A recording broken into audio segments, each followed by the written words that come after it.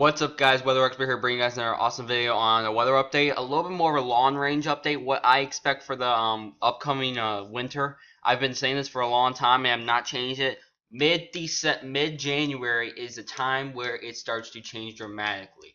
Those people saying that, well, winter is a bust because the polar vortex is not weakening and it's going to stay up in the North Pole for the whole entire winter. We're going to get a ridge and we're going to get a blowtorch. That is absolutely wrong because we're seeing observations of it splitting, and we're seeing it starting to work its way south. And do I believe it can't come down here? If it comes down there, then we're just going to be under an ice age.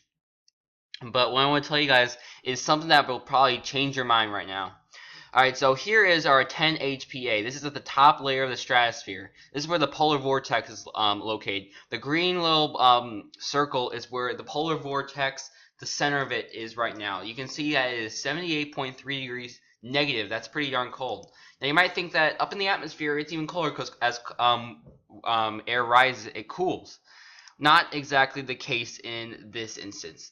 It's the 70 HPA is even low, is a little lower, but it's even colder. So what's happening is we're seeing a lot of stuff being reflected we're seeing a lot of stuff being reflected from the ground, from like snow to anything being reflected back to the atmosphere, up to outer space, and warming the atmosphere. Because when you have a lot of storms out here, you're going to get a lot of snow to fall. You're going to get a lot of solar radiation to bounce off that snow. It's going to come back up in outer space. It's going to start warming the troposphere, and it's going to bounce back forth until it gets to the stratosphere. Now, let me tell you guys something. What happens when the polar vortex splits? Every time a polar vortex splits, we get a cold and we get an active storm track. We get a really wild winter. So I don't know why people are using 97, 98 analogs, because it is nothing near that. The El Nino is not even close to that. I don't know why people keep saying that is compared to that. There is no way. El Nino regions 1 and 2 are weakening fast now. I'll show you guys this, but it's weakening weakening pretty fast. And 97, 98, we had not that much of a winter because regions 1 and 2 were really strong. We don't have that this winter, where they're weakening. We're starting to see a west central base that's going to set up. I'm seeing a lot of signs of more of a chance of a Madoki El Nino is possible as we get into heart of winter. We get a Madoki, that's really strong cold. That's what the analog's been showing. Don't look 97, 98 as your analog, because there's nothing like that. I don't know why people keep saying that it's like that. So right now we're gonna look at the winds right now, and I want to show you guys something. Here's 70 HPA, and look at this. What the heck? You should have a clear circle. No. What's this? This circle, we have the center right here, and we have a elongation of it. What's happening is, as the models are saying, it's going to split.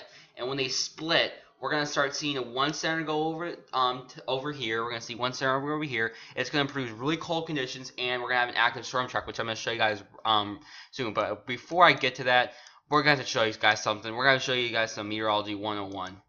Some of the people that are just saying it's going to be warm, and I can name a lot of people, but I'm not. Let's turn this off.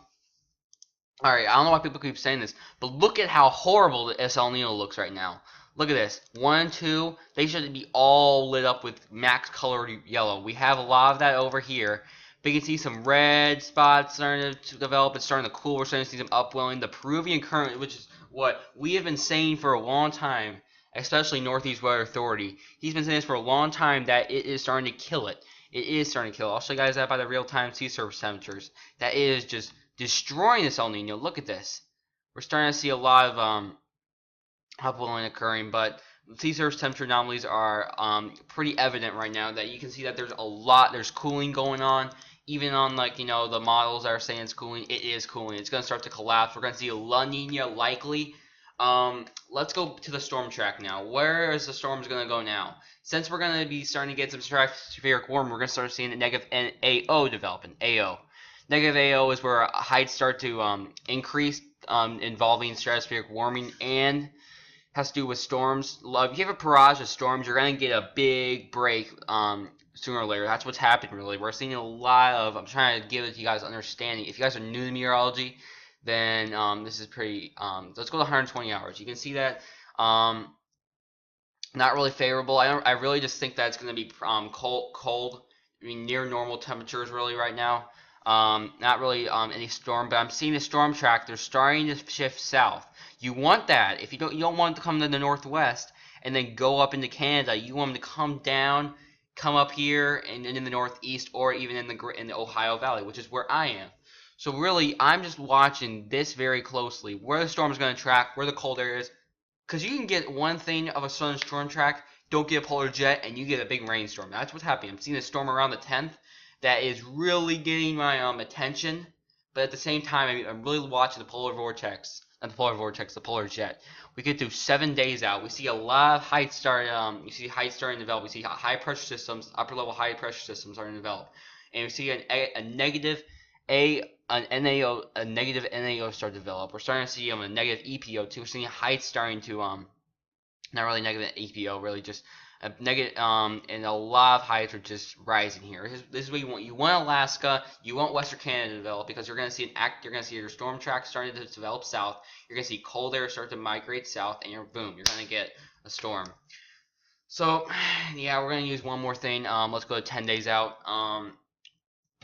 Really, it's 10 days out. Observations are key. I'm looking at Teleconnections really closely right now, but you can see that there's a barrage of storms just coming south. There's one right here. This is a storm around the 10th that I'm watching. But let's go to the Teleconnections. Let's go to the AO first. Now the models are just like, now it's still positive. Models are saying it's just going to tank. It's just going to tank really rapidly, down like -4 probably. I'm thinking -4, and that's pretty strong. We're going to see some cold air blasts. Storm in between there. If we get a storm in between, we're going to get a guaranteed winter storm. I'm just saying that right now. We're going to get a guaranteed winter storm if we get this to transpire. If we get everything to work out perfectly, we're going to get a pretty good winter storm for the start of January. In mid-January. I've been saying this since October. Mid-January is the time where it's going to start to change, and that's what I'm seeing. We got the NAO.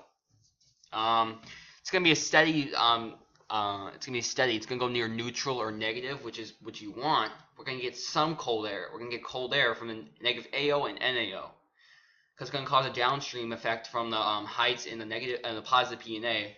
PNA is gonna remain positive.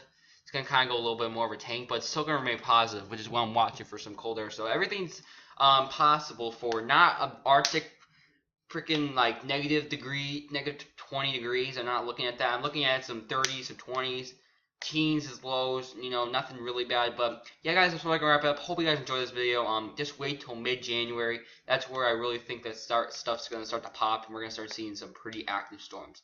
But you guys, that's all I really have for you guys. See you guys in the next video. Peace out.